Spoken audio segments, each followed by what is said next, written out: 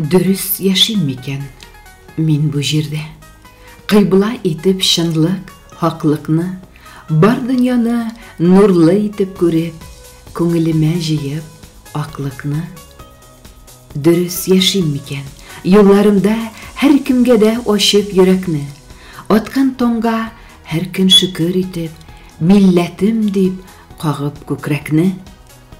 Табигатьтән сихри илһам алып, тирән татлы хискә бирелеп, әллә инде яшәргә микән соң үз-үземә чумып, иренеп? Яшәү кирәк, синең тормышыңны матур көйгә салып көйләрлек, горурланып, янып һәм яндырып, гомер буе сагынып сөйләрлек.